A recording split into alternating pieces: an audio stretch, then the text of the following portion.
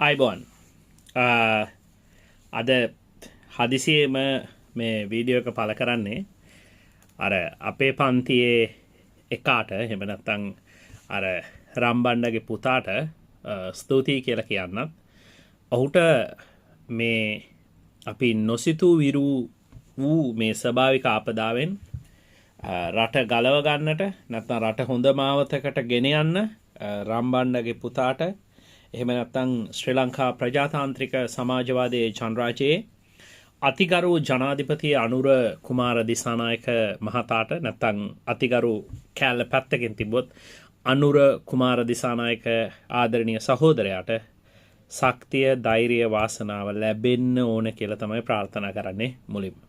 පළවෙනි දේ තමයි ඔහු අද පාර්ලිමේන්තුව තුල ඉතා හරවත් දේශනයක් ශ්‍රී ලංකාවේ ජනාධිපතිවරයා විදිහට ඉදිරිපත් කළා.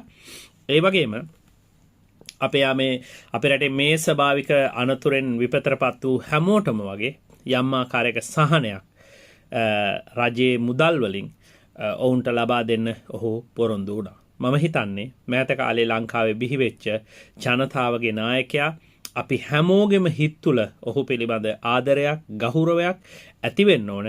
මොකද ඔහු මේ රට හදන ගමින් මේ විනාශ වෙච්ච රටේ මිනිස්සුන්ගේ අනාගතයට යම්කිසි බලාපොරොත්තුවක් අද ඔහු ලබා දුන්නා. මං හිතන්නේ ඒ ධෛර්යය, ඒ ශක්තිය, ඒ බිඳ වැටිච්ච මිනිස්සු මේකෙන් නැගිටිනවා කියන එක සත්‍යයි. ඔවුන්ට දැනෙන්නේ නැති ඒ බිඳ වැටීම. මොකද අපිට මේ ගම් වතුරෙන් මේ ස්වභාවික අනතුරෙන් ආපදාවක් නොවුනත් අපිට ඇත්තටම ඒක ඒ වචන ටික ඇහුවහම අපිට හරිම සතුටක් ආදරයක් අපේ භාෂාවෙන් කිව්වොත් ගැම්මක් ආවා. ඒ ගැම්ම දෙන්න තමයි මේ කතාව කරන්නේ.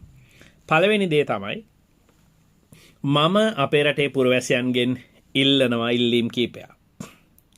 පළවෙනි ඉල්ලීම තමයි අපි රටට අවංක වෙමු. පළවෙනි කාරණය. මම මේ ඉල්ලීම කරන්නේ අපේ රටට අවංක ආණ්ඩුවක් බිහි වෙලා තියෙනවා කියන එක දැනිච්ච නිසා. මම මේ රටේ පුරවැසියන්ගෙන් මේ ඉල්ලීම කරන්නේ. තමන් නිශ්චිතවම අපේ රටේ බදු ආදායමට වඩා ආදායම් ලබා ගන්නවා නම් අපි ඔක්කොම එකතු වෙලා මේ රටට බදු ගෙවමු. පළවෙනි එක තමයි ඒක. අපේ ආදායම රජයේ බදු ආදායම් වලට වඩා වැඩි නම් මම ඔයගොල්ලෝගේ අත් දෙක ඉල්ලනවා හංගන්න එපායි මුදල්. ඒකේ අනිවාර්යයෙන්ම යුතුයකම රජයට ඉටු කරන්න. අපේ රටේ මිනිස්සු වෙනුවෙන් ඒක දෙන්න. ඒ සල්ලි වලින් තමයි අපේ රටේ අධ්‍යාපනය, පොදු ප්‍රවාහනය